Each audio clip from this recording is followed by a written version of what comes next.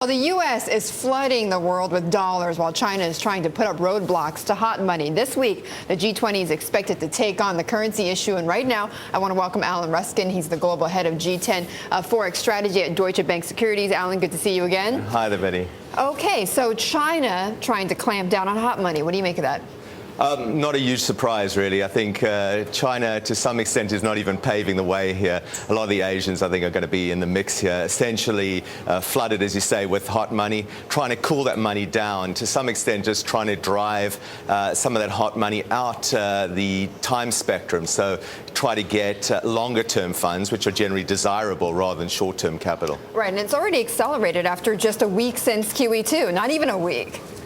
Yes, no, I don't think there's anything terribly new here, in a sense. I think this has been a problem that China's been facing for quite some time. Right. And we obviously see it in their reserve data, which has been very, very strong as well, even stronger than their current account data would suggest. Okay, so then what do the G20 ministers have to do then in Seoul? Oh, I think it's going to be a Snore session, really. Don't tell me that. Really? Yes, yeah, Last time somebody told me that. It ended up being quite exciting, though. I pray I'm wrong. Okay. But I think we've had a strange setup to this meeting. We've had, obviously, the US, they're pushing for current account targets. They've been rebuffed. Right. They're likely not going to happen. And then, yeah, it looks like firm targets, anyway, will not happen. The talk of minus 4% of GDP or plus 4% of GDP, current account deficits and surpluses, that specific targeting is not going to happen.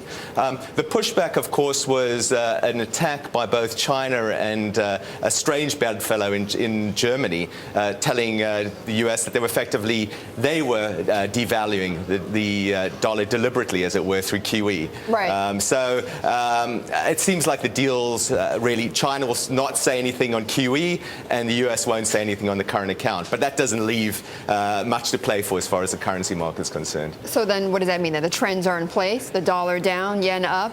I think the trends are very much in place. Okay. The trends are so strong, and I think are, not just a story for today, but there's a multi-month story, perhaps even a multi-year story. So you have these inflows into Asia, asset bubbles in Asia, capital controls in that part of the world, and I think actually the natural outlet is really going to be in commodity prices. People are sort of whacking one thing down, whacking Asian currencies down, or trying to hold them down, and the liquidity will pop its head out somewhere else, in commodities in particular, I think. Okay, so then for the meantime, though, the U.S. wants things to stay the way they are, though? Oh, I don't think this is the worst scenario for the U.S. because what's happening is as the U.S. plays effectively, or the Fed plays global central banker and floods the global economy with liquidity, you're tending to see this asset inflation drive up global demand and Asian demand, and that's actually quite helpful for the U.S. Yeah, absolutely. Yeah. It's very good news. Okay, all right. So the others might not agree, but at least for the Americans, it is certainly something that's on the positive side or a benefit for us. Okay, thank you, Alan.